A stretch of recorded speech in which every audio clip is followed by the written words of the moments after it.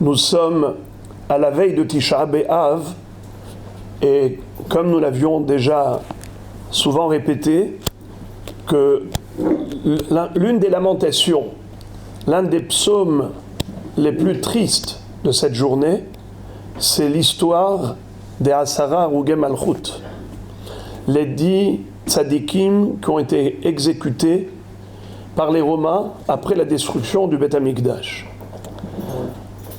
Et on avait vu déjà comment s'est déroulée de manière atroce l'exécution de Rabban Shimon ben Gamliel, de Rabbi Ishmael ben Elisha Cohen Gadol, de Rabbi Akiva et de Rabbi Hanina ben Teradion. Maintenant, on va parler de Rabbi Yehuda ben Baba. Rabbi Yehuda ben Baba était un haver de Rabbi Akiva. Et lui, pourquoi est-ce que les Romains l'ont tué? Il a enfreint le décret d'interdiction de la smicha. Vous savez que ce qu'on appelle dayanim mumhim, des dayanim qui sont diplômés, qui ont reçu le droit, qui ont l'autorité de dayanout, de former un beddin, eh bien pour cela il fallait que la semicha, le diplôme, on l'ait reçu de Rav en élève, du Rav à son élève. Moshe Rabbeinu, c'est lui qui a été sommaire, et Yehoshua ben Nun, comme Dieu lui avait demandé. Et vous vous rappelez ce qu'on avait dit une fois, Pnei Moshe ki pnei Hama, ou Pnei Yehoshua ki pnei Levana. La Gemara dit que le visage de Moshe Rabbeinu rayonnait comme le soleil, celui de Yehoshua ben Nun comme la lune. Mais on avait expliqué qu'en effet, ça représente justement la transmission de la Torah du Rav à l'élève. Car la lune n'a pas de lumière propre. Toute la luminosité de la lune, ce n'est que le reflet du soleil. Et en fonction de sa position face à la Terre, il y a la réverbération, elle réfléchit la lumière solaire. Et c'est pour ça que la lune, elle nous paraît comme parfois plus épaisse que dans d'autres moments.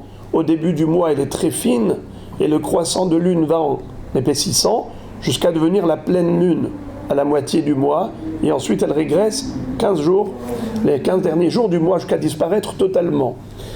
Alors en effet, la lumière de la Torah qu'a reçue Yehoshua ben Nun, c'est de Moshe Rabbeinu. Comme dit la première Mishnah dans Pirkei Avot, Moshe kibel Torah misinai, umsara Yehoshua. Yehoshua lizkenim, uzkenim linviim, unvihim mesarua leanshe knesset agdola. C'est comme ça que chaque élève avait la smicha par son Rav, qu'il avait lui-même reçu de son Rav jusqu'à Moshe Rabbeinu. Les Romains ont compris l'importance de la smicha. Ils ont donc décrété l'interdiction formelle d'être sommaire, de donner la smicha à ses élèves. C'est comme ça qu'ils ont voulu interrompre le fil de la transmission de la Torah. Qu'est-ce qu'a fait Rabbi Yehuda ben Baba, dont on a dit qu'il était le haver de Rabbi Akiva? Il a invité les 5 élèves de Rabbi Akiva, que vous connaissez. Aidez-moi s'il vous plaît.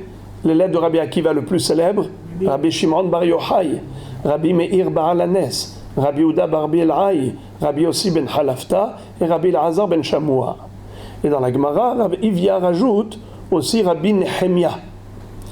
Qu'est-ce qu'il a fait, Rabbi Yehuda ben Baba? Il a été entre deux villes, entre la ville de Husha et la ville de Shepharaham. D'ailleurs, son kever, il est à côté de Shepharaham.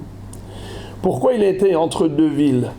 Car les Romains ont dit, la ville dans laquelle il y aura un maître qui va donner la smicha à son élève, non seulement qui sera tué lui-même, mais toute la ville. Et la ville sera détruite.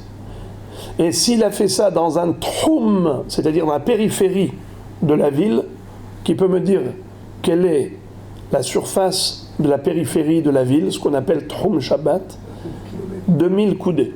2000 coudées, Alpaïmama, c'est 1 kilomètre. Puisque une coudée, c'est à peu près 50 cm, donc 2000 coudées, c'est à peu près 1 kilomètre. Qu'est-ce qu'il a fait intelligemment, Rabbi Yehuda ben Baba?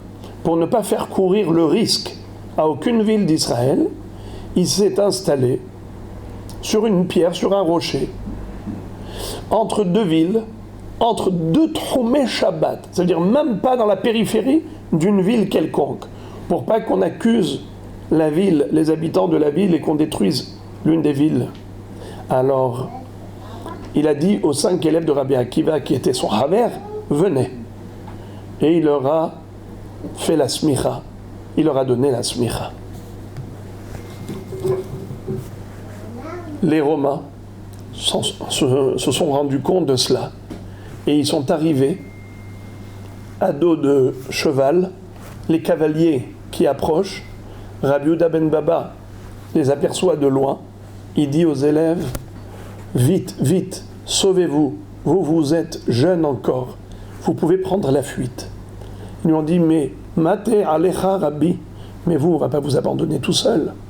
Lui, il était âgé, très vieux, il ne pouvait pas courir. Il leur a dit, Areni munach lefanehem ke even she'en la hofrin. Eh bien, si c'est la gezera d'Akadosh Baruch Hu, je l'accepte, je suis exposé et à leur merci comme une pierre que personne ne vient pour la retirer, personne ne vient la lever. Les Réchaïm n'ont pas eu pitié de voir un vieillard hacham sans scrupule. Ils l'ont criblé de flèches avec 300 lances, ils l'ont tué. Shlosh me'ot lunbiot. Inimaginable. Mais ce tzaddik était prêt à sacrifier sa vie pour la smicha. Et dans la Gemara, il est écrit qu'à chaque fois qu'on dit Maaseh behasid ehad, il était une fois un hasid. À qui on fait allusion? C'est qui ce hasid? La Gemara dit c'est ou Rabbi Yehuda bar Bilhai ou Rabbi Yehuda ben Baba. Et il est dit de lui que depuis l'âge de 18 ans jusqu'à l'âge de 80 ans, il n'a pas goûté au sommeil. C'est-à-dire qu'il dormait comme un cheval. Le cheval, il ne dort pas longtemps. Juste le temps de 60 respirations. Et après encore, il ouvre ses yeux. Pendant 26 ans, il a jeûné. C'était quelqu'un qui n'a jamais fauté. Une fois, il a fait quelque chose qui n'était pas selon l'avis de Hachamim. C'était quand les médecins lui ont dit de prendre une chèvre pour boire son lait parce qu'il avait un problème de santé. Il fallait du lait de chèvre. Et vous savez que Hachamim ont décrété de ne pas faire de l'élevage de chèvres en Eretz Israël. Pourquoi? Parce qu'elles grimpent sur les arbres et elles rentrent dans des endroits qui sont c'est-à-dire des propriétés privées. Et c'est comme ça qu'on peut apporter atteinte au bien des voisins. C'est pour cela que Hachamim ont dit qu'il ne faut pas faire de l'élevage de ces troupeaux de chèvres. Eh bien, voilà pourquoi, voilà la seule déviation par rapport à l'avis des Hachamim, mais même ça il a fait parce qu'il était malade, et en tant que malade, il avait le droit. Voilà donc encore un tzaddik pour lequel nous pleurons à Tisha B'Av et nous demandons à Kadosh Baruch Hu de nous faire voir la Triyat HaMetim, le retour de tous ces tzaddikim qui ont atteint un niveau angélique.